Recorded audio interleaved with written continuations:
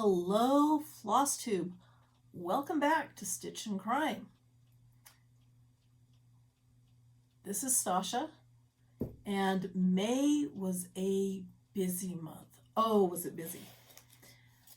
So let's start with statistics. And I feel like I'm not centered. No, this way. There we go. That's better. Okay, I got a lot of stitching done in May, and there was also a whole ton of things that happened on the crime side here in Utah and Arizona and Idaho. So let's call it the Rocky Mountain region because that's what we call it here. So let's start with stats because I'm a geek and we do that. Actually, before we do, this shirt today, imagine a world where fabric is free and cross stitch makes you thin. So yeah, wouldn't that be great if cross stitch was exercise? Statistics. May has been my absolute best stitching month this year. I got 15,227 stitches in. I did a kind of a mania goal for Whip Warriors. So I ended up working on 20 of my projects. I averaged 491 stitches per day. That is a huge jump for me. My maximum day was 1,153 stitches, which I think has probably been my best day ever since I started tracking things. My median was 411 stitches, and my minimum stitching day was 90 stitches. I spent 24% of the month on anniversary roses. So, I started off the month working on May, which I showed you last video. That was 761 stitches, which was 5% of the month. And then I put 300 stitches into Frightmare House. And that was, well, no, I put 1,012 stitches into Frightmare House because it was my Whip Go square of Just Nan closest to being finished. Just Nanuary piece closest to being finished. So I put 1,012 stitches, or 6.6% of my month, into Frightmare House. Secret Carousel.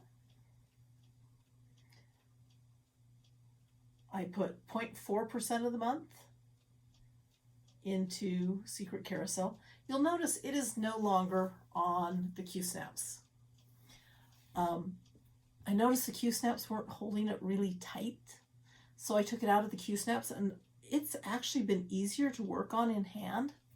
So I am probably going to continue to work on that in hand, but I've got all this extra fabric that I've got to figure out something to do with while I'm working on it.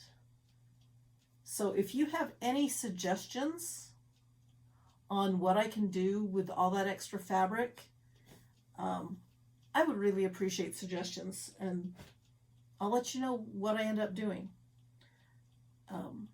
I've heard kind of about the magnetic fabric gather things, so I looked on Amazon for some of those and I found some. But if you work in hand on Haid or other full coverage pieces or other just really large pieces, please drop me a comment and let me know what you do with the large fabrics.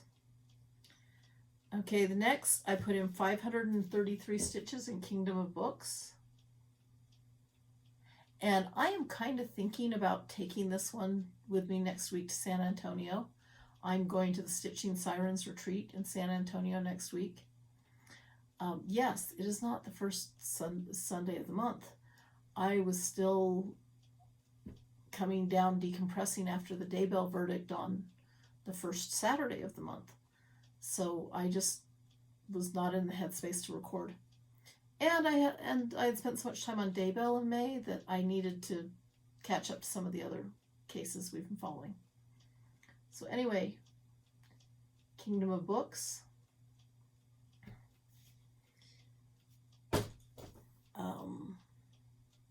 which is 3.5%.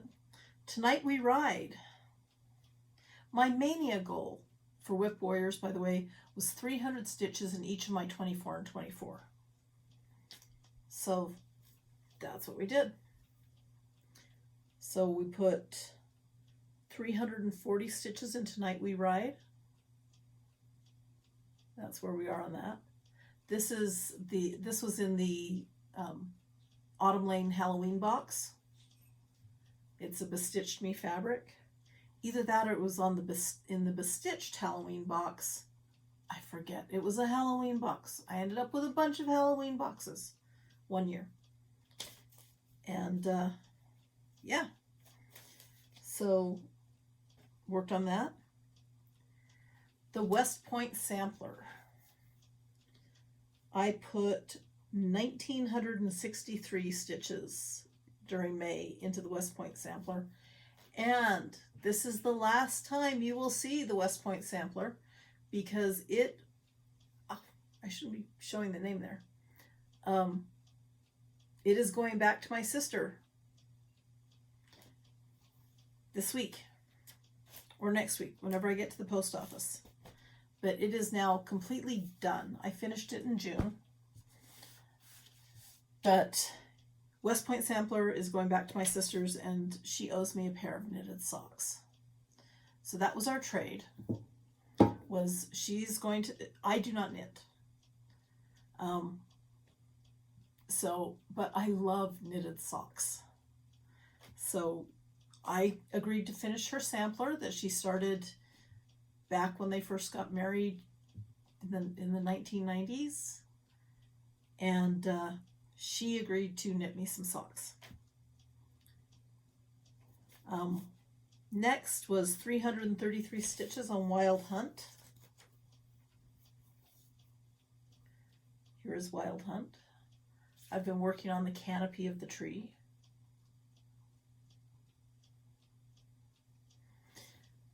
So I am working on 3 carousel pieces right now. Wild Hunt is one of my carousels.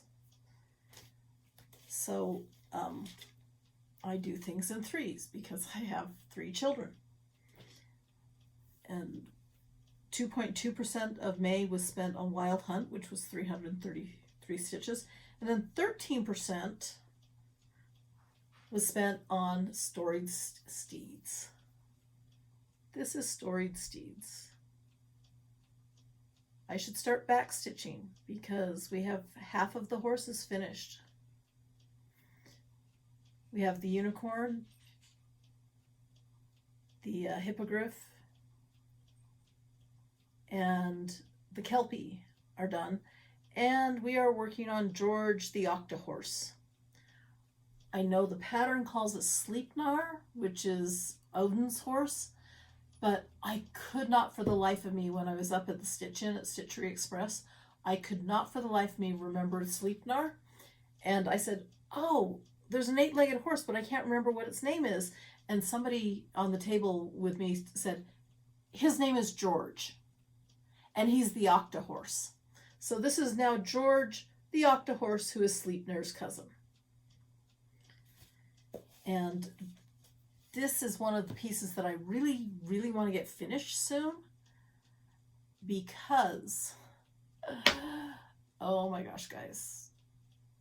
Okay, I'm a carousel fan. I am a really big carousel horse fan. And when I was in high school, there was a place called the 49th Street Galleria in Murray, Utah, which was close enough to Salt Lake and that my friends and I could drive down there. Those that had driver's license could drive us down there. Or we would have our parents drop us off there. And they had a 2-level carousel. Well, for kicks and giggles, I was just scrolling through Facebook Marketplace, and there was a lady who had one of the 49th Street Galleria carousel horses. They were not high quality horses, they were fiberglass, but she had it for sale. It had been cluttering up her garage, and she just needed to get rid of it. It turns out that prior to the 49th Street Galleria closing, one of the managers was told to take the spare horse that was there for replacement purposes and store it somewhere. Well, there wasn't any place to store it at the Galleria, so he took it to his garage. Well, when the Galleria closed, they gave him like no notice, nothing. They weren't going to let him come back in. It was a bankruptcy, so he didn't get his final paycheck. He just kind of kept that horse that was in his garage. And later on, he sold it to the lady I got it from because her daughter was a carousel horse fan, and it was in this girl's room all the time she was growing up. And now that she's grown up and has a family of her own, she's like, Mom, I do not have space for a carousel horse.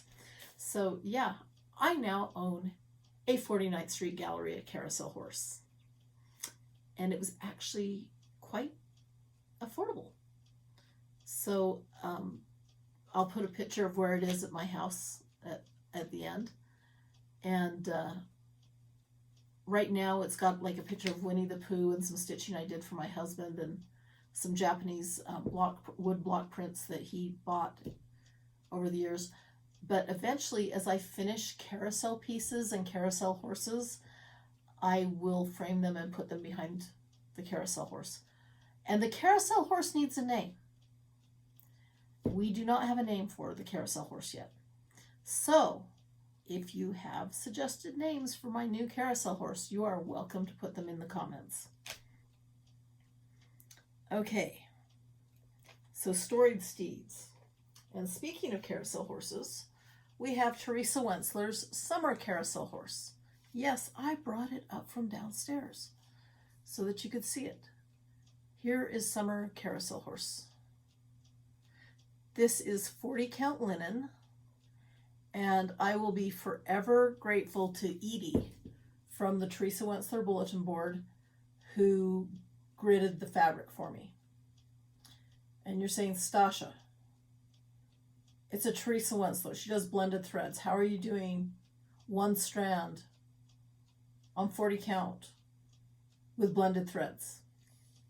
I'm not. So what I did with all of my Teresa Wentzler carousel horses, when I decided I was going to do them on 40 count fabric, was I converted them to anchor floss. And at the time, anchor had more colors than DMC. Not sure that's the case anymore, but at the time, anchor had more colors. So I was able to find anchor colors that matched the blends that Teresa used. So this is my Summer Carousel Horse. I finished winter. I have spring and fall started, but right now for this year, I took spring and fall off my rotation list, and I'm just focusing on Summer Carousel Horse. And in May, I put 345 stitches into Summer Carousel Horse, which was 2.3%.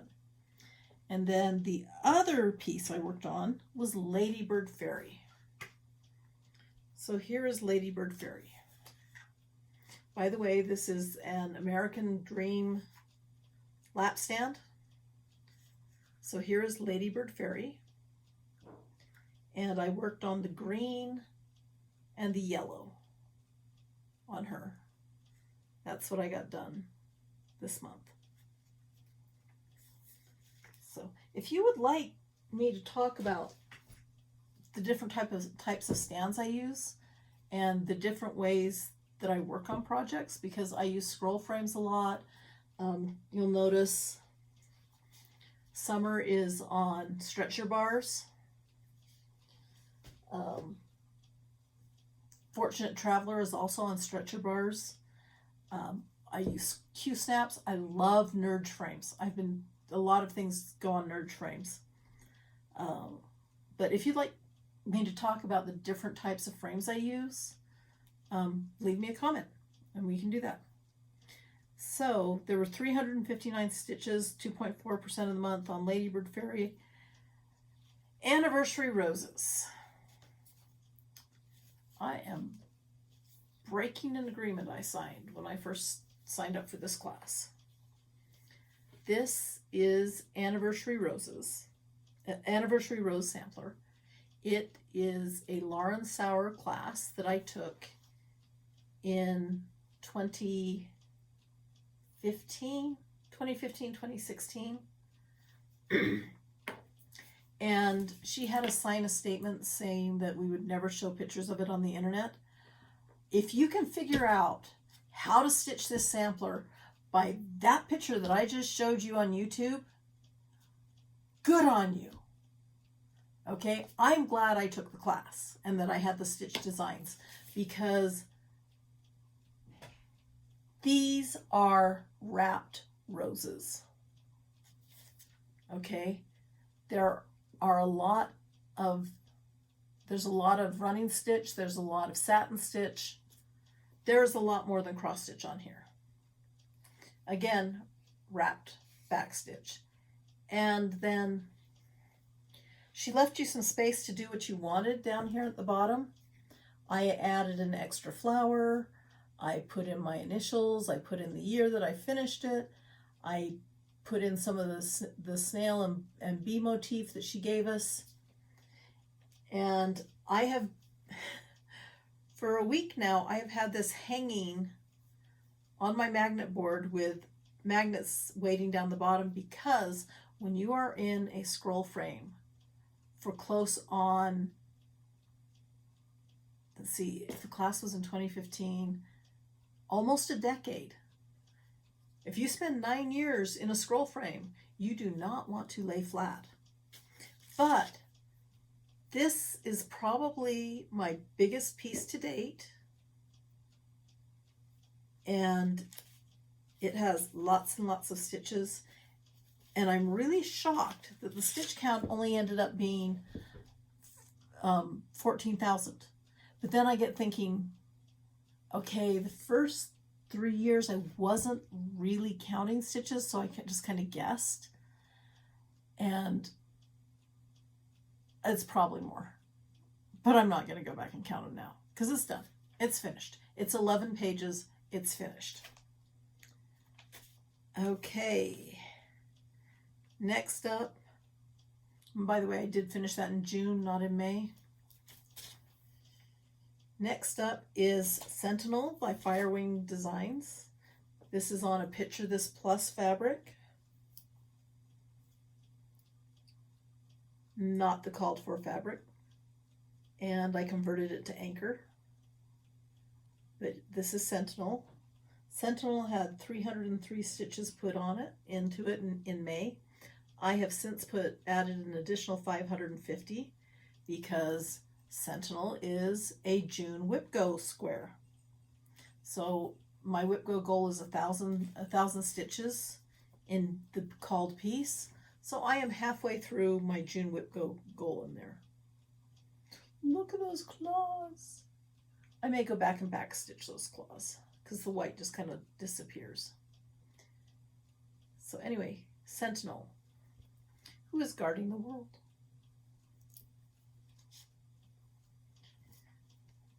By the way, I have 3 pages done on that. Okay, then I did 370 stitches in the Cabinet of Curiosities. This is the Cabinet of Curiosities. And I got thinking while I was working on this that Cabinet of Curiosities was designed to be an October stitch along. It is 31 squares, and you were supposed to be able to finish a square a day. So, maybe if I sat down and just did a square a night, I could have this finished in a month. The only trouble is I have 4 of the squares that I forgot to download the back stitch instructions on them. Well, pattern's just a place to start. I'll make my own. So here we go with Cabinet of Curiosities. I could have this finished in July if I just really did one box a night.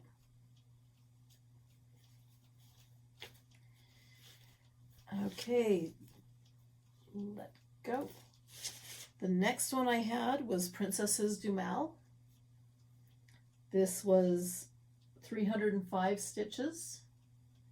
I think the majority of it was back stitching on Ursula. Although I think I also did a little bit of Cruella's hair. This is on a piece of 18 count Aida that I dyed myself.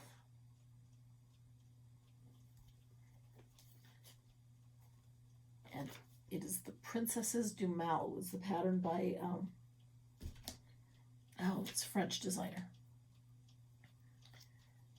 Okay, next up is my Shepherd's Bush Christmas sampler. At the time, when I first started it, I thought, oh, I'll just do the four patterns that came in just cross stitch. And then I found out there's actually 8 patterns. So here's the first 4. And then this is the 327 stitches I put in during May. And that is Eeyore, is the needle minder.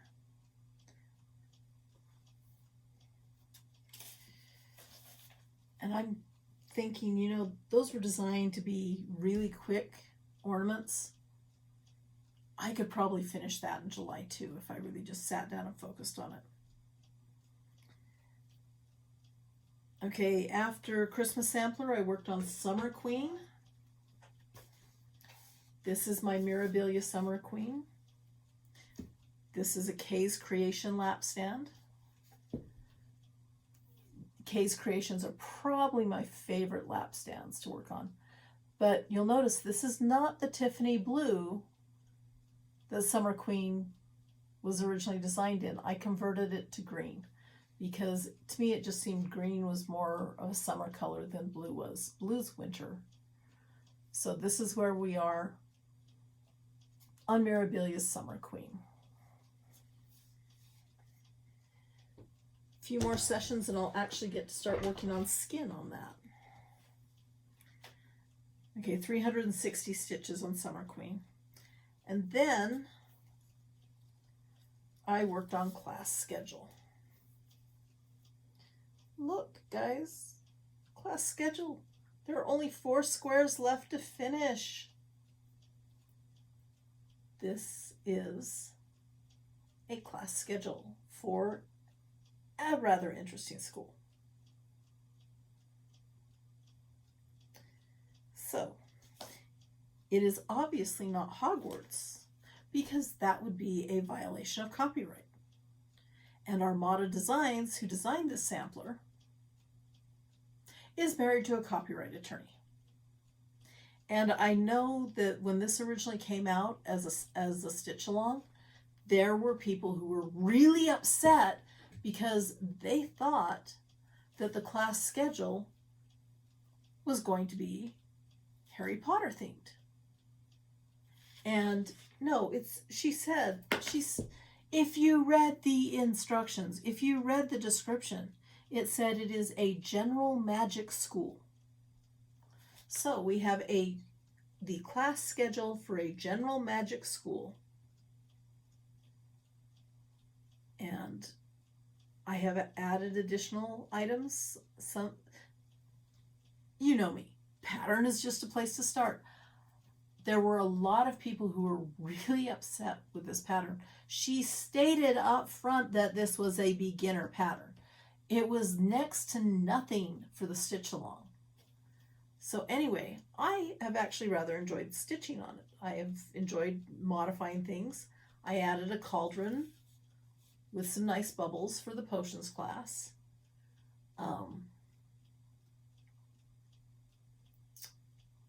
some of the things I took the way they are. Some of them I added. Kind of got a kick out of the dancing pineapple. I added the teapot turtle that somebody else had designed.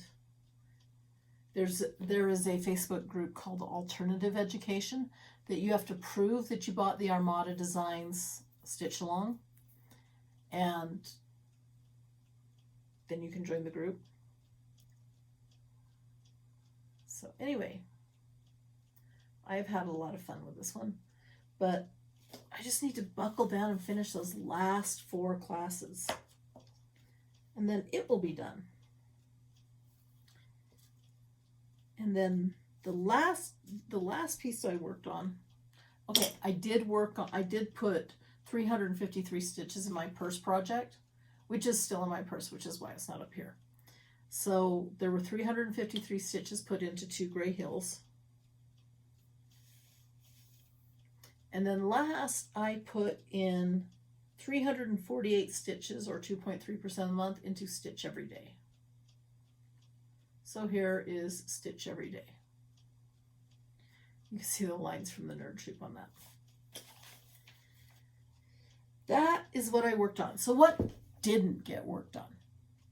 Okay, what did not get worked on is Alice in Wonderland, which I think I'm really leaning on taking Alice to San Antonio, because it is on Under the Sea fabric. So really leaning towards taking that down. Goblin Market did not get worked on. I will probably not put Goblin Market into my 24 and 24 list until it gets called on the Whip Go board. The other piece, okay, next is Mother's Arms. At the moment on my 24 and 24, I'm trying to keep 1 Mirabilia slot. So when I finished New Year's Fairy, I put Summer Queen into that spot. So if I focus on trying to finish Summer Queen, then I could move Mother's Arms into that slot. Or I could finish 2 other pieces and move those in. I did not work on Johnny Appleseed. And I really need to sit down and work on Johnny Appleseed. I'm doing Johnny Appleseed for my father, who is not getting any younger. But I just really hate the feel of that fabric. And I'm wondering if maybe I need to just start over with new fabric. I did not work on my Lady Scarlet sampler. Because once I finish Frightmare House, then I will have space for a Just Nan to move in. I did not work on Jack Frost Tree Farm. And that is because the Shepherd's Bush sampler is in my Christmas slot for my 24 and 24. So once I finish the Shepherd's Bush sampler, then I can move Jack Frost Tree Farm in. The Summer Mouse Needlebook did not get moved in. Queen of the Needle. Both of those pieces are Just Nan pieces. And once I finish Frightmare House, I will move in the next Just Nan. And when I finish that, I will move in the next Just Nan after that. And you're like, wait, Stasha, didn't you just finish Diamond Bouquet? Doesn't that mean you have 2 Just Nan slots? Yes, I actually do have 2 Just Nan slots. But I ended up putting Carousel into one of the Just Nan slots, even though it's a Teresa Winsler, because it got called on Whip Go for June. And there is no chance that I'm going to finish one of my other 2 Teresa Wenslers. So I have 3 Teresa Wenslers in my 24 and 24. Fortunate Traveler, which I'll show a picture of at the end, because I did actually get 526 stitches put into that in May, which means I actually got letters going that you can read. My Teresa Wensler carousel, and you saw my summer carousel horse. Okay, what the other carousel that didn't get touched or shown is Dragon Carousel by, I've gone blank on her name, Patricia Allison. Patricia Allison has probably got the closest I've seen to Teresa Wentzler patterns. And she designed a dragon carousel that really looks a lot like the Teresa Wentzler carousel, or at least has that same feel.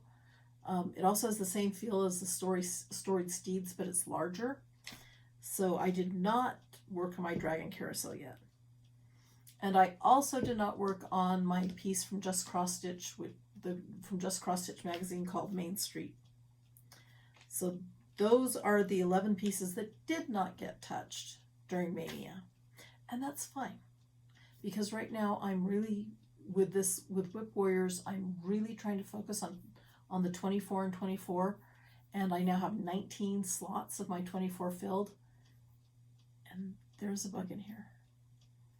And as long as it stays away from the fabric, we're okay. I'm sorry, moths and fabric just really scare me, so I'm gonna have to keep an eye on where that ends up. So, June plans, Whip Go. Sentinel and Teresa Wentzler's Carousel were the two pieces that got called. And you saw the work, I'm halfway done with the work on Sentinel. And then I will get Carousel out and 1,000 stitches of confetti. Guys, I'm not looking forward to 1,000 stitches of confetti. But if I look at it as 1,000 stitches at a time, eventually it will get done. So Summer Carousel Horse for Whip Go, I still am short about 300 stitches for my 1,000 stitches for the March Whip Go that was Summer Carousel Horse. But I did finish the 1,000 stitches for Fortunate Traveler. But I also got thinking that with Summer Carousel Horse, I'm going to start trying to do at least one Sunday a month working on that piece, because the goal for the year on that piece is 3,000 stitches. And I am not going to hit 3,000 stitches on that at 200 stitches a month. So if I could do 500 stitches every month on that for the rest of the year, I could hit my goal on it. If I hit my,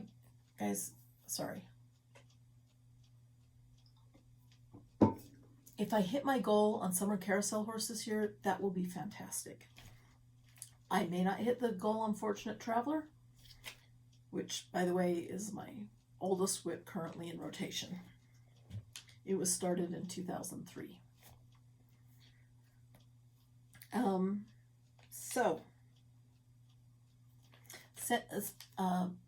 June plans. We went over Whip Go. Semi-Sane Stitchers this year doesn't have any games going. Oh my gosh, I had so much fun doing the puzzle game with my team in Semi-Sane Stitchers. We did 7 puzzles, which was really cool, because each puzzle has 20 pieces and each piece is worth 1,000 stitches. And we completed 7 puzzles. Mel was absolutely amazing. She put together all the puzzles for us. Sometimes you get pieces that are flipped, sometimes they're upside down, sometimes they're rotated, so you've got to flip them around. And Mel did that for us. She was great. But since there are no games this month in Semi-Sane Stitchers, what I decided to do with Semi-Sane is I signed up for Focus. So Focus, you do batches of 1,000 stitches each, and my Semi-Sane this month is Focus on finishes. So my first focus was Anniversary Roses, which I finished in June of 2024. My second focus on a finish was the West Point sampler for my sister. And that will be mailed back to her. And then the next one I'm focusing on finishing is Frightmare House. But I'm going to finish my 1,000 Stitches in Sentinel, and then I will take my picture for the semi-sane focus group and start stitching that, working in groups of 1,000. I'm pretty sure Frightmare House is probably going to go to San Antonio. Otherwise, I will not get in 1,000 stitches on that this month. I am not taking a Teresa Rensler to a retreat. There's just no way you could work on that at a retreat. A retreat piece needs to be something that's simple to work on, something that you don't have to concentrate on where your place is, something you can talk to people while you're stitching. You know, you don't have to keep really good stitch count. One of the things I love to do, and another friend of mine pointed this out, is for retreat pieces, what she likes to do is she likes to like outline an area that's going to be a single color and just solid stitch the color while she's at the retreat, which I could do that with Summer Carousel Horse. Not Summer Carousel Horse, Summer Queen. That'd be a good thing for Summer Queen, except I love having that on the case creation stand, and that stand does not travel well. However, Mother's Arms is on a stand that travels well. So maybe I'll take Mother's Arms with me. I'm really, really, though, leaning towards taking Alice in Wonderland. Mainly because I've got this cool Alice in Wonderland bag, the project bag that's in. And again, it's on Under the Sea Fabrics. Okay, road trip. We are still traveling through Australia. And I am currently sightseeing in Bathurst. So, the one thing about Mania is, I've talked about it a little bit, I've got so many pieces that are so close to a finish. Anniversary Roses, just finished that. West Point Sampler, just finished that. Frightmare House, if I sat down and focused on that, that would, let me pick it up again. There is not much left on this. Sorry for showing the back to you. Backs are like underwear, be careful who you show them to. That's what my mama always used to say. So, not my mom, my mama, my grandma would always say, backs are like underwear, be careful who you show them to. So, this is Frightmare House. I made a mistake. These are spaced too close together. I went off the graph. I did not read the instructions. They are supposed to be spaced like this, but there is a little bit of back stitch in this square, stitching this square, back stitch in this square, and this bottom matching square, and this is done. I'm thinking there's only 2,000 to 3,000 stitches left in this. And if I could just focus on it, that's why I'm thinking I'm taking it to San Antonio. Because it would be easy to work on, throw it in a hoop, take it anywhere with me. I think that'll be easy, really easy to work on there. Okay, Cabinet of Curiosities. I told you, if I did 1 square a day, I'm thinking once I get back from San Antonio, if I just start working on 1 square a day, I can have that finished in a month. And you know, sometimes it happens where you just work on just 1 strand and then you can't stop. So we'll see if I end up being just one square a day or if I end up doing more than 1 square a day. But I could have that finished in July. I want to finish Frightmare House first, though. And so Cabinet of Curiosities, I figure 1 square a day. And if I'm bored with my 1 square, then I could work on Storied Steeds or Class Schedule. And it would be so easy to get both of those finished. And then I did set a goal to finish Wild Hunt this year. So once I knock out those previous 5, 2 of which are already done, so Frightmare House, Cabinet of Curiosities, class schedule, and then if I focus on Wild Hunt, I could probably knock that out this year too. That I have to admit, that's one of the things that's been really nice with Whip Warriors is I've just really wanted to go through and finish things. Just get some of these older whips out the door and done. And it's been really motivating to try and do that. Especially trying to get, I've gone from 36 down to 29. And I'm trying to get it down to that 24 and 24. But remember, I've got to leave one slot open for the Shepherd's Bush Stitch Along. I've already finished my June one, but I will show that in the next video.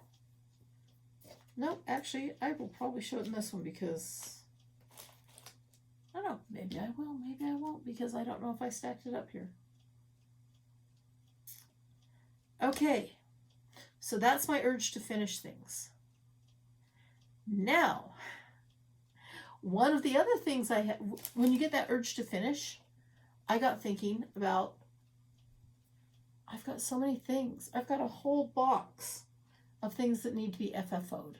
So Memorial Day weekend, I was going to spend the whole weekend finishing off things. It ended up being just Memorial Day. So we have one Witchy Mouse, complete with the spider on her back. 2 Witchy Mouses. This one has a pumpkin on her back. One of these is Witchy Mouse. One of these is Witchy Sister Mouse. Okay, it's Hazel Witchy Mouse, Witchy Sister Mouse. I forget what the third Witchy Mouse is, but there are 3 little Witchy Mice. And this is the third one, who has a little ghost on her broom. Little ghost on her broom.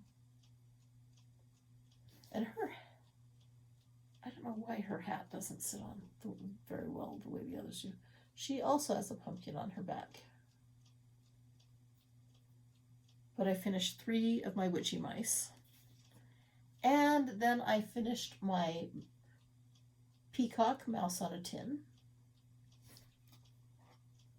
And the Peacock Needle book that goes with it.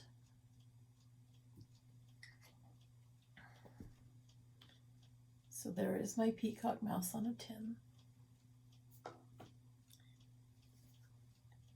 And then this was my other finished piece. This is one I finished a while ago, but the ribbon kept falling out, and so I came up with a way to keep the ribbon in very solidly. So this is in, this is done. And that is what I did for my Memorial Day, was finish those 4 mice, the needle book, and fix the ornament. So we've talked about finishes, we've talked about FFOs. Let's talk about haul.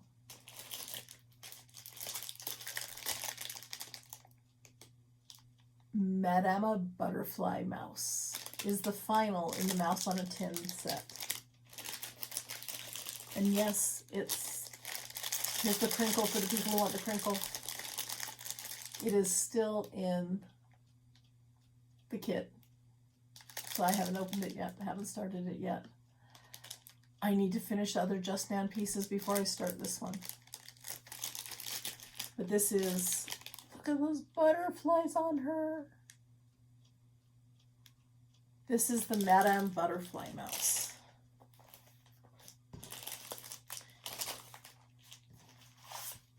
And then I also got the home needle case from Shepherd's Bush. Actually, a friend of mine got this, and she stitched it, but I don't think she's making the needle case. I think she's just framing it. So she gave me the remaining portion of the kit items. So I will stitch this. And then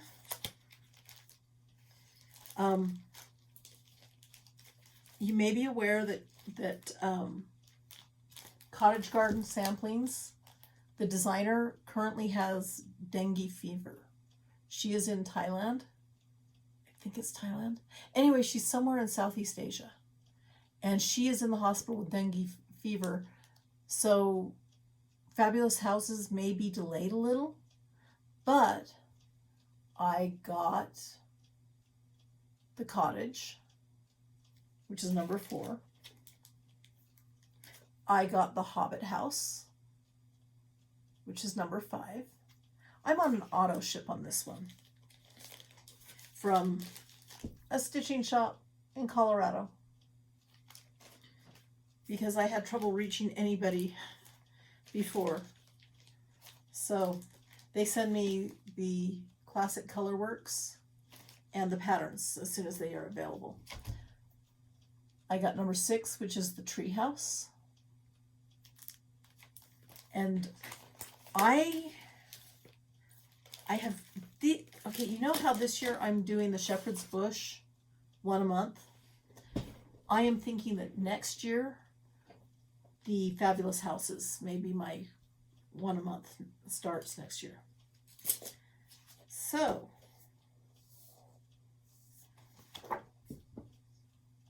I got Nora Corbett's Miss Pink Mushroom. And I can't help but feel like I own her already, but she was not on my inventory list. So I don't think I bought her. I think I just got the Forest Mushroom, which is the red one. But Miss Pink was really cool, so I got her. And then I just had 2 finishes, right? That means I get a new start. I am thinking about starting Lilac. So we have all the flosses pulled. These are the 3D printed floss drops that my middle child printed for me. And I was looking at an Under the Sea Fabrics, and I also had a Bestitched Me fabric that I thought both would be cool with that. And then I, just for kicks and giggles, I'm like, Cindy, what should I stitch Lilac on? And look what she found me. This is Monet's Meadow. Is this not the perfect fabric? I'm thinking if I start her at the bottom, see, and have her skirt right here, and have her going up, that is the perfect fabric for her. So I will be doing Lilac on Monet's Meadow by Fabric Flair. And there are my flosses. Oh, hey, look, I found June. So this was my June Shepherd's Bush that I finished. Check out the button that goes with this one. Is that just not the cutest? The beehive. So there is June. And there is their pattern of it. Okay. Anniversary Roses. The pattern. You've seen the sampler. So, back in 2015 or 16 when I first signed up for this class, somebody sent me a message on Messenger and said, oh my gosh, I have been trying to get into that class for forever. Can I buy your kit off you when you are done? Because trust me, there's enough silk there to do it again. Meta has changed the way Messenger works. I can no longer search across conversations to find who I talked to about Anniversary Roses. I would have to go into every single conversation and search for anniversary roses within each conversation. I talk to a lot of people. I don't have the type of patience to go all the way through my conversations. So, hopefully, if you are the person who I promised anniversary roses to, and you are still interested, please, please, please comment on this video and tell me, hey, I am the person that sent you a message on Messenger and said I wanted to buy that from you when you were finished. I warned you that it would take a decade when you asked me. It is now a decade, and I am unable to search for who it was. And I am so sorry, because obviously we do not chat a lot, because I checked all my current conversations and none of them included anything older than 2 years about anniversary roses. Okay. That is the end of stitching. Except, so the theme for Stitching Sirens this year is Wicked Garden. And I have put together my exchange. I am putting together my exchange box. In the exchange box, it's supposed to be a value of about $40, give or take. It's minimum $40 and up. So, the 12 items that go in your stitching box are your favorite stitching accessory, your favorite thread or fiber, a stitching embellishment of some sort, something froggy, something that can be worn, something in your favorite color, something mushroom or toadstool themed. That was the hard one for me this year. Something mermaid or beach themed. Something wicked. And I will admit, initially I thought about doing organ-shaped pasta. And it is an alliterative, the box is an alliterative pasta. But I decided on something else instead, because I don't want to have to worry about carrying food through the airport. Something floral, something green or purple, something black or gold, and a note saying who compiled it. And last year when I was there, so many people were so creative on decorating their boxes and how they wrapped them in that. And I think I've come up with an idea. And my husband's helping me with it because it's kind of cool. But I've got to think about carrying it back through the airport and carrying my stuff down through the airport. So I will be in San Antonio Tuesday night around midnight. When the retreat starts on Thursday, Wednesday is Juneteenth. I figured Texas has got to have something going on for Juneteenth, because that's what Juneteenth is celebrating, is when the people in Texas found out that the war was over and the Emancipation Proclamation was in effect and slavery was no more. And it took them a long time to find that, and Juneteenth was when that was finally, that last group of slaves was freed. So I figured since that happened in Texas, maybe there would be some celebrations, but I have not heard about anything going on in San Antonio on Juneteenth. If you know of anything in San Antonio and want to message me, let me know. So we have now finished. Oh, we have one more thing to do in the stitching section. So once upon a time, when I first got on the internet, I found out about the Teresa Wentzler bulletin board. And I spent quite a few years there rather enjoyably.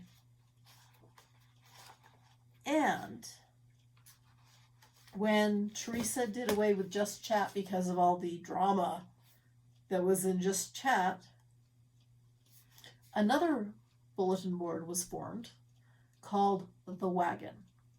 And that was run by WizGidget, who is Ann Stolzman. And that was where all the Just Chat was. Well, prior to The Wagon,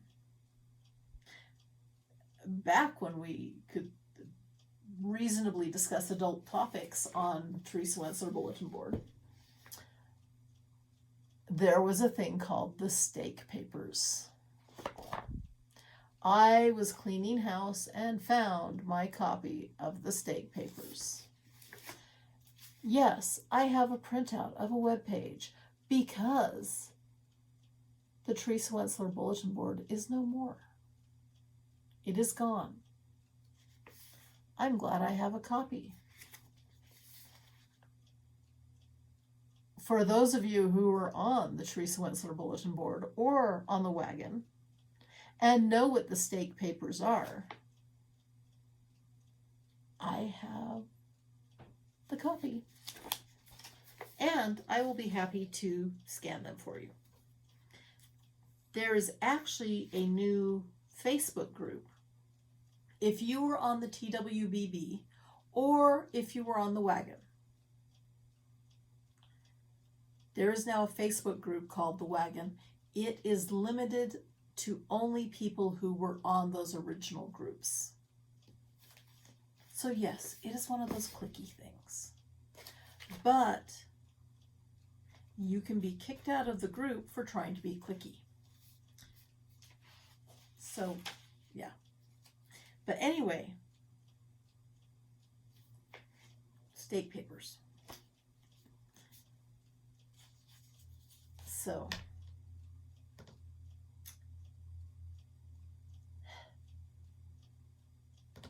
the Stake Papers were a adult discussion on, is it okay to have a burger occasionally, or do you want steak every time? And tofu is just right out. So, that is the end of stitching. Wow, I had an hour's worth of stuff. Maybe I should start doing this bi-monthly. No, not bi-monthly, semi-monthly. Because that was a lot of stuff. That was an hour's worth of stitching stuff. Okay, true crime. True crime, guys. Actually, one more stitchy thing before we go into true crime. There, in May, there is a quilt show. And it is put on by the Utah Quilt Guild, which once upon a time I used to belong to the Utah Quilt Guild. I was actually a chapter president in the Utah Quilt Guild. My chapter is no more. But I went down to the Utah Quilt Guild. Hold on.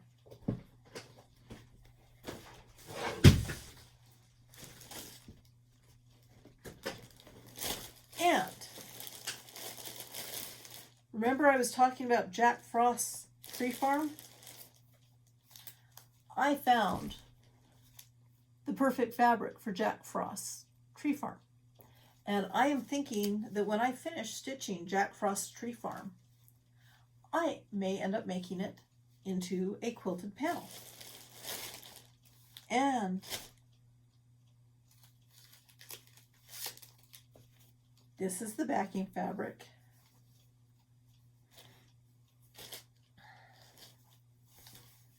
And this is the other fabric to go with Jack Frost's tree farm. Is that not perfect?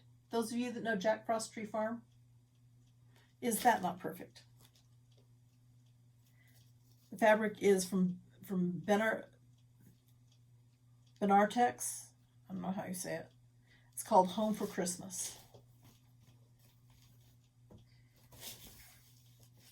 But I'm thinking I could put these as blocks around Jack Frost Tree Farm.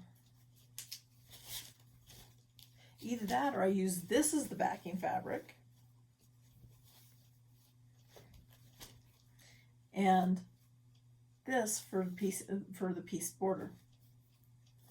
But between the two pieces of fabric, I have enough to do Jack Frost Tree Farm as a quilt, which is probably what I'm going to do for finishing it.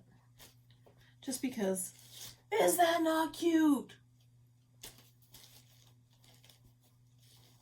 So that's going to go in the project bag. And then I also got this. It's just different Christmas cuts, because I was on a finishing. I was going to spend Memorial Day weekend finishing ornaments. Did I get one ornament finished? Not at all. But I have fabric for finishing ornaments now. Okay. Yes, I went to a quilt fair, to a quilt show. I bought a little bit of fabric and I bought bras. Did you know that there is a company that does direct sale of bras? Just like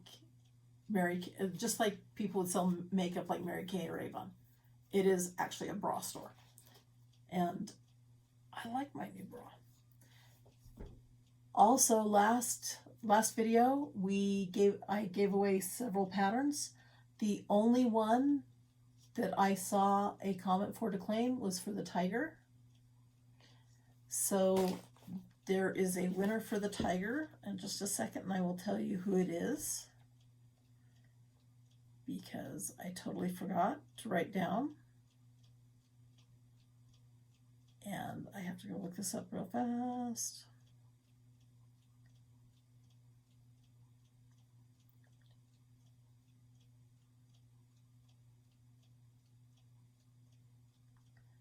So,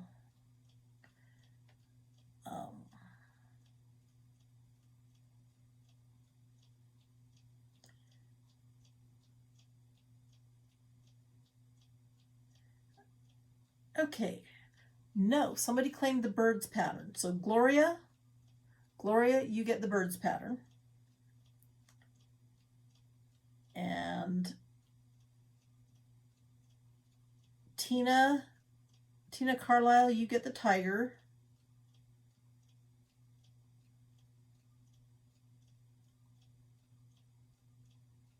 And that's it. And somebody said, hey, I've got a floss tube too. So go check out Okie Stitcher, guys. Okay. So go check out Okie Stitcher. She has a floss tube and she just found us. And of course, Sarah from Our Stitching Kingdom checked in too. And Criminally Creative. I don't know if she's still filming, but Criminally Creative also checked in with us. Okay. Now, my chair got twisted when I went to get the fabric. Okay. Done with stitching now. Time for true crime. So, last month we talked about Ida Ann Lorenzo, who decided it was up to her to pull down the skirt of what she thought was an underage teenage girl in a restaurant. It was not an underage teenage girl. It was a 21-year-old girl. But Ida Ann Lorenzo has been charged with sexual assault because you don't go up and pull people's clothes down. And she has also now been fired from the Attorney General's office. In the TikTok video where she pulls the girl's skirt down, she tells them, you have to do what I say because I work for the Attorney General. And she pretends to flash a badge at him because, you know what, I'm sorry. Lawyers in the attorney, she wasn't even a lawyer. Secretaries in the Attorney General's office do not get badges.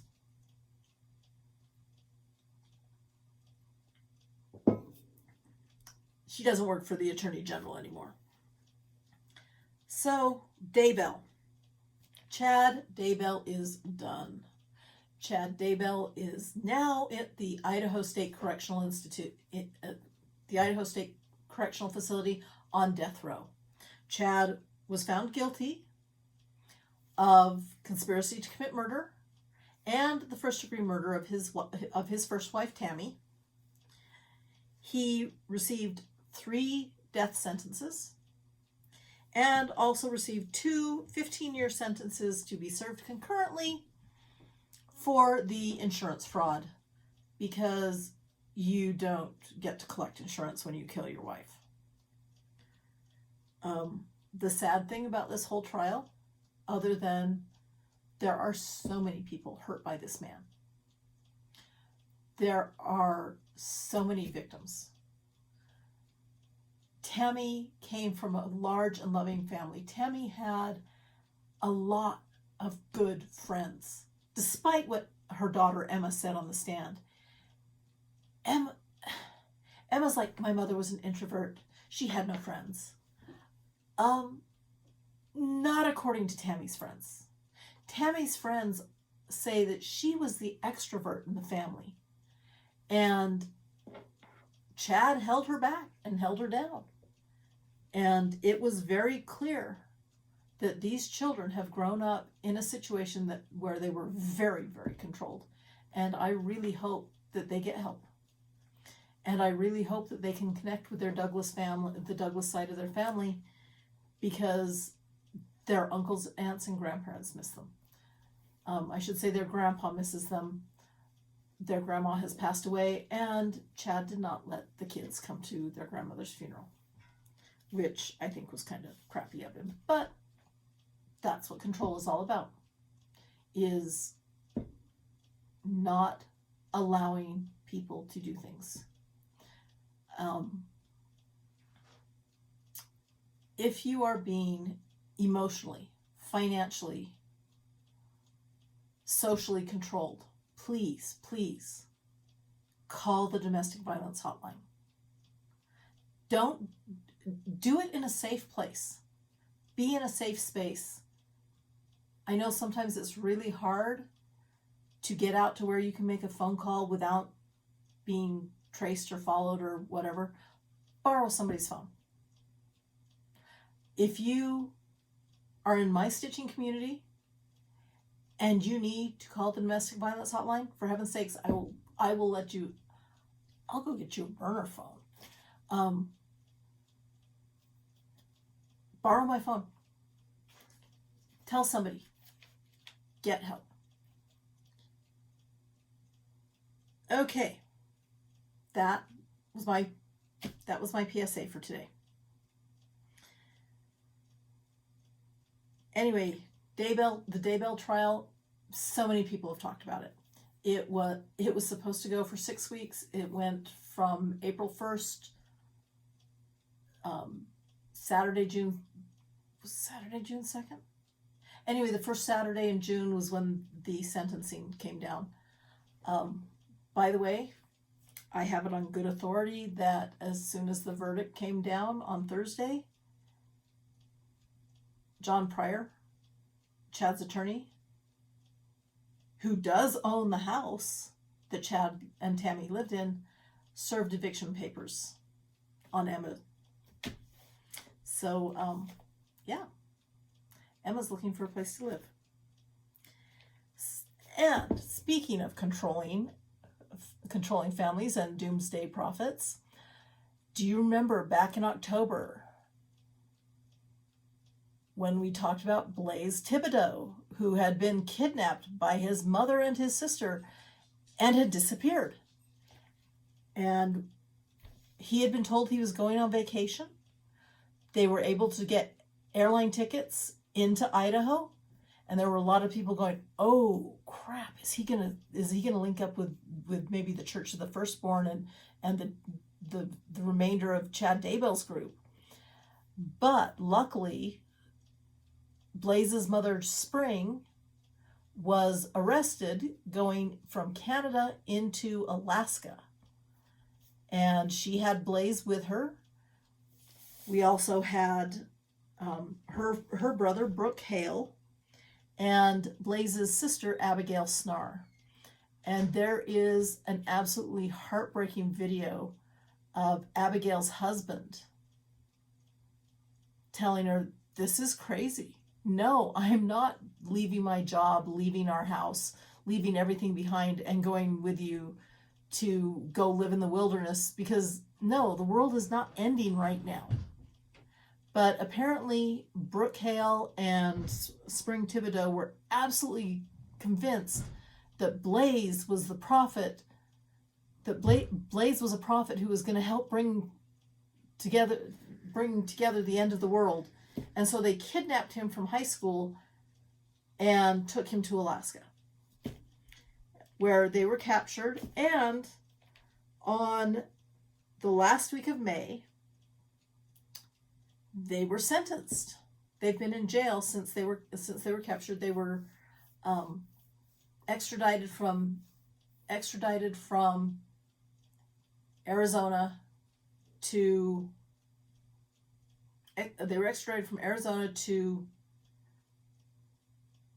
extradited from Alaska back to Arizona in December.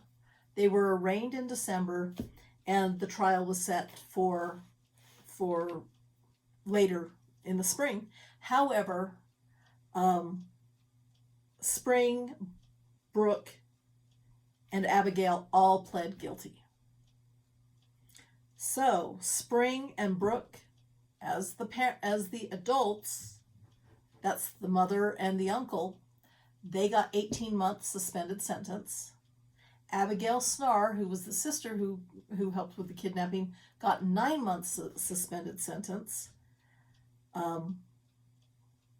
Ben, who had legal custody of Blaze, is apparently back together with Spring, because he did testify at the trial, testify at the sentencing hearing that Spring had been getting help. She was no longer involved in the doomsday groups.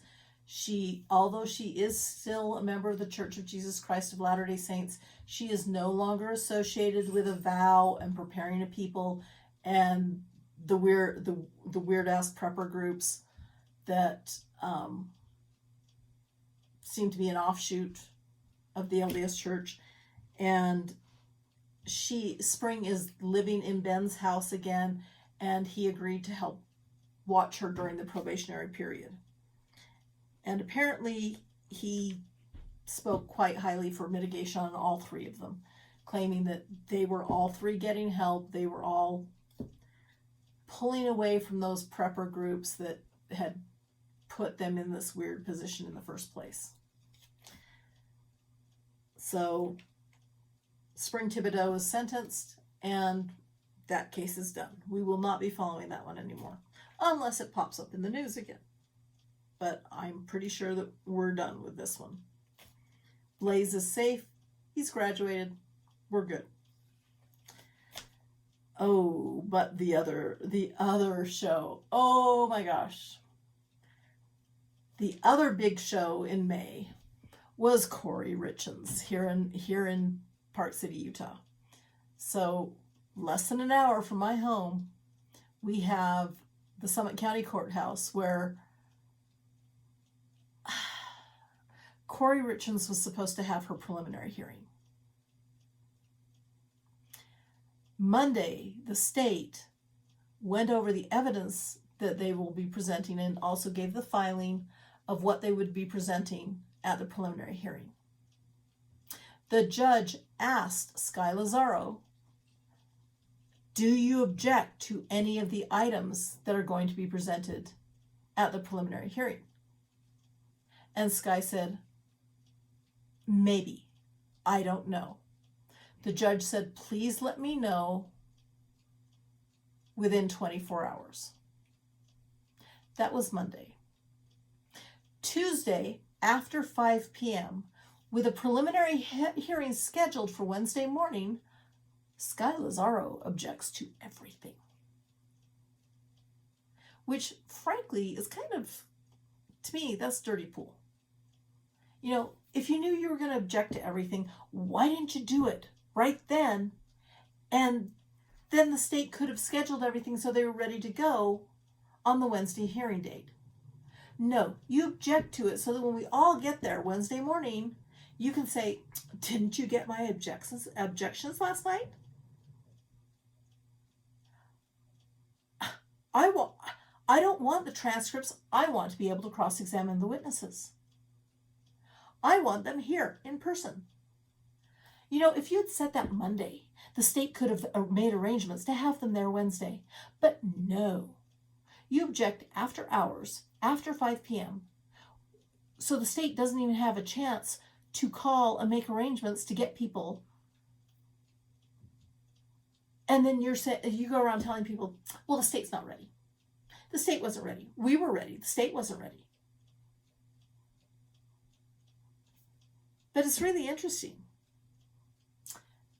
that the judge goes ahead and cancels the preliminary hearing, reschedules it for June so the state has a month to get their witnesses and take care of all the objections that Sky filed.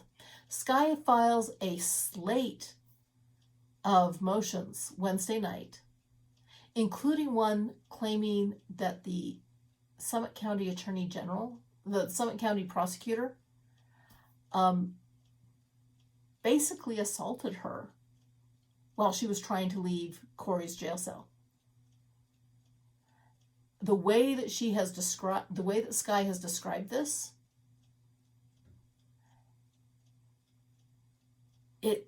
she's basically saying that this prosecutor backed her up against a corner and kept her there against her will, which in the state of Utah, if you are keeping somebody against their will, that is assault. So Sky Lazaro, basically accused the Summit County prosecutor of assaulting her in the jail. I don't think that's going to play very well, especially if they can prove that, no, it didn't happen. If it did happen, then yeah, Sky's right. He shouldn't be prosecuting this case. There should be some consequences to that. By the way, Corey Richens is the woman who had a ghostwriter write a book for her children about grief and about how their father was still watching out for them after she unalived him. And she keeps claiming that Eric took THC gummies all the time. He was really into pot gummies, and he was into drugs, and he was into getting stuff from Mexico, and he was into all these drugs. Yeah, she's the one that contacted the drug dealer. The only drugs found in Eric's system were the ones that unalived him and one of her prescription medications. Yes, that's right. Corey's prescription medication was found in Eric's stomach, according to the autopsy report. And this is gossip and innuendo because I can't prove it. But I seem to remember that Corey spent quite a bit of time when she first ended up in the jail in the medical wing. And I can't help but wonder, was she detoxing? Was it all those THC gummies that she claimed Eric was taking that were working their way out of her system? I don't think you share the reactions that way. Which makes me wonder, are Corey's accusations confessions? And if the Summit County prosecutor gets taken off the case, I hope the new prosecutor looks at those and goes, oh, Corey's accusations might be confessions. So anyway, after filing this motion to get the Summit County prosecutor taken off the case, Friday, Sky Lazaro files a form saying that Ray, Quinney, and Nebeker, the firm that she was working for, can no longer continue to represent Corey because of how did they phrase it? Anyway, basically, ethically and morally and legally, they have a conflict of interest. And it is the type of conflict that cannot be suspended. So Sky was withdrawn from the. They had a that was filed on Friday. Monday, the way it is phrased is representatives of Ray, Quinney, and Nebaker agreed that their firm would no longer be associated with the Corey Richens case. They said that the irreconcilable differences came from the other case that they are handling, not the criminal case, but the civil case, where issues are going on about the estate. Because Corey's already pled guilty to assaulting Eric's sister. Eric is her unalived husband. And Eric, suspecting that something was going on, because we have an attempted murder charge. I've got to keep remembering that we can't say certain words. It's not like it matters, because I'm not monetized anyway. But we can't say certain words, or else StitchNCrime does not show up on the search engine. So, on Valentine's Day, Corey brought Eric a sandwich. And after eating part of the sandwich, Eric had to take Benadryl and an EpiPen because there was something wrong with that sandwich. And apparently in Corey's text, she complains that it just wasn't strong enough, which is why she needed stronger stuff. But after the Valentine's Day incident, Eric changed his will. And he put everything in a trust and made his sister executor. Now, unbeknownst to Eric, Corey had taken out life insurance policies on him. Yeah. Forgery, 2 counts of forgery are part of the charges that she has, because she forged his name on life insurance policies. There's also another situation with the business life insurance policy, but we'll let the court get into that. But the court has now appointed new attorneys for Corey Richens. Her new attorneys are Wendy Lewis and Catherine Nestor of Nestor and Lewis, also a Salt Lake City firm. Park City case, apparently they are able to handle federal cases, and I do believe Corey's is a federal case because of the interstate commerce fraud charges. So she has 11 counts that she's fighting right now. But in June, she is supposed to have a preliminary hearing unless it gets rescheduled. And going on, Andoy Pham. They have released the name of Andoy Pham. Was the gentleman, he was 26 when he was arrested. He's 27 now, who thought it was fun to go around driving his car into women. And he is now charged. He's gone from 6 counts of attempted murder up to 9 counts of attempted murder. He has 6 third-degree felony failure to stop charges, 3 misdemeanor failure to stop charges.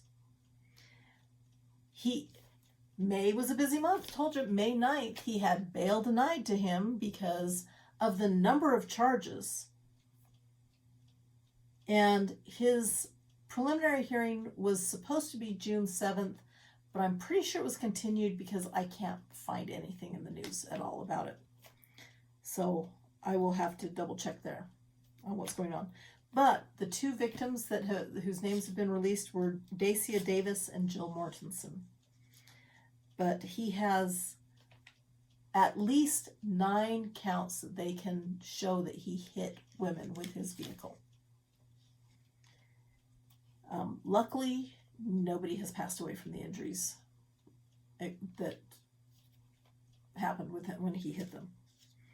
So also going on through May have been Kohberger hearings on the missing evidence, where the defense team is saying, hey, we know the prosecution has to have this evidence. And they've been bringing police officers up on the stand and saying, you filed this report. Where's the rest of it? And they've been going through step by step what the officers did. And the defense team is saying, well, why didn't you say that? Well, if I had saved that, it would have modified the original information we got from the FBI, and then you would be upset because I had modified the original information. All you have to do is input this into the CAST system. You have a copy of the program.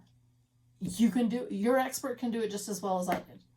And they go through step by step of what they did. And basically, no, I didn't say that. No, it would be a violation to say that. And it's so interesting going through and hearing how Kohberger, who is this doctoral student in criminology, is helping his lawyer ask for information that a small town Idaho police force probably didn't know to do. And the other thing they keep asking for is they want the names of anybody in the genetic genealogy database that tied Kohberger to the case. And I'm sorry, I have released my name and my DNA to law enforcement, because if there's anybody in my family and my extended family that I can help the police either put a name to or put a perpetrator to, I am more than happy to do that. But do I want my name released to the perpetrator if my DNA helps catch them? No, I don't. And frankly, I don't think the defense team is entitled to that. I think that it's enough to say, hey, here's the steps we went through to locate that it was this family in Pennsylvania, and then we went and collected DNA, and we were able through the garbage to link the familial DNA to your father. And then once we arrested you, we got your DNA, and gee, look, it's a match. So, anyway, that's what's going on with Kohberger right now. Do I think Kohberger's going to go to trial before 2025? No. Do I think Kohberger's going to go to trial in 2025? No. I think we're probably looking at summer of 2026. And to tie things up, Mary, this one's for you. You asked, what's going on with Nicholas Rossi? Well, guess what? His name actually isn't Nicholas Rossi. His name is actually Nicholas Alaverdian. He was born in Rhode Island,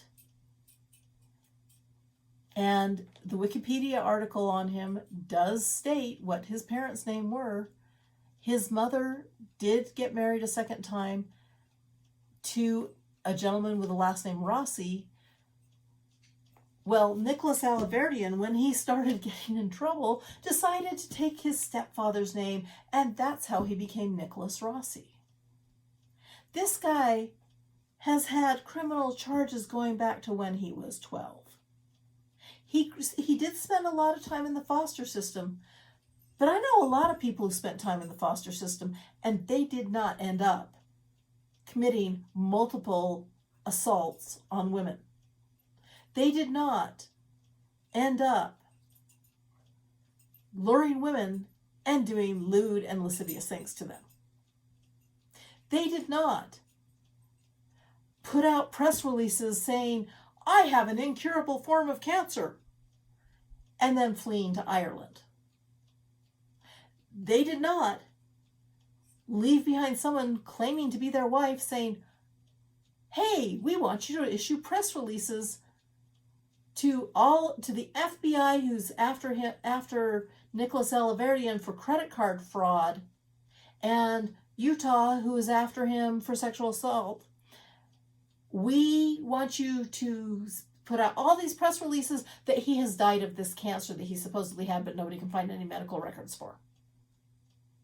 Sound like Scamanda at all? Yeah. Well, anyway, once you are declaring yourself deceased, you really shouldn't go in and edit your Wikipedia page, because that's how Utah caught him. Well, because he was claiming to be Arthur Knight, an Irish orphan,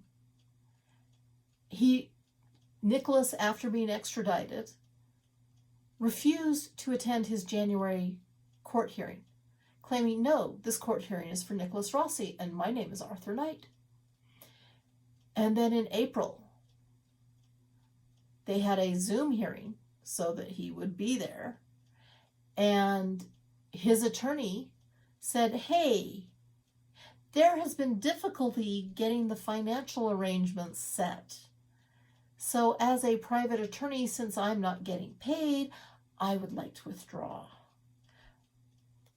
At which point the judge said, we're more than happy to appoint a public defender for you. However, in the May hearings, told you May was a busy month, in the May hearings, Nicholas Alaverdian, aka Nicholas Rossi, aka Arthur Knight, said he is quite familiar with British law. He has studied in Scotland. He is not quite familiar with Utah, U.S. law, but he will brush up and will represent himself. And Judge Pullen has said, this is not a good idea. Please let us assign you a public defender. It is available here. We can do this. Let us assign you a public defender. And Mr. Rossi, Alaverdian, whatever his name is, has said no. He will defend himself. And June 18th is his next scheduled hearing, and we'll see how that goes. Now, mind you, there was a kerfluffle with his Salt Lake attorney. It's his Provo case where he's defending himself. But his Salt Lake attorney told the judge that he couldn't go to the April hearing because he had COVID. Reporters spotted Nicholas Rossi's attorney in the courthouse the day that he said he had COVID and could not attend court. We'll see how, and the judge has been informed. So we'll see what happens to his Salt Lake attorney now that he may or may not be found in contempt of court for lying to the judge about COVID. So that is the list of true crime that is the list I had of our true crime cases. Oh, no. Sarah Boone, the one out-of-state case that we are following. Sarah Boone out of Florida. Sarah Boone has called her 8th attorney a liar in open court. So, of course, her 8th attorney has asked to be withdrawn from the case because you cannot call your attorney a liar in open court and then expect her to still defend you. So, we'll see what happens with Sarah Boone, because she's not getting out on bond. Not going to happen.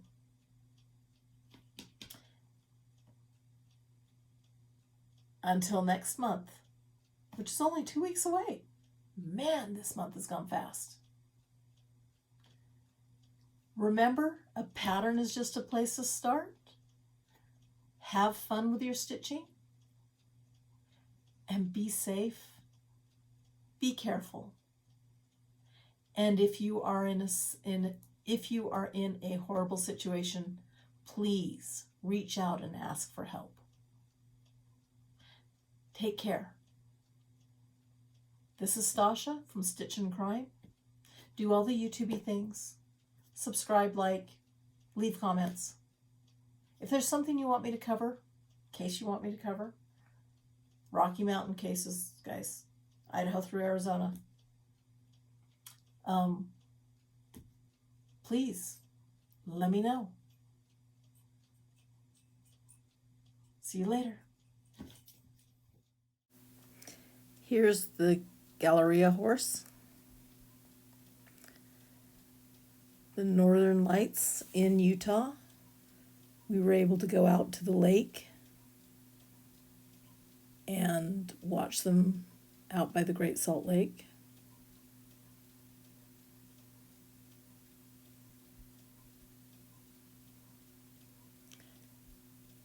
And pictures from the Utah Quilt Guild show. I took a few pictures of quilts that interested me. This one looked like it'd be easy to make.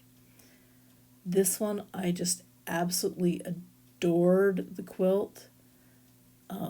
Beauty and Grace was the name of the quilt. I just enjoyed this quilt.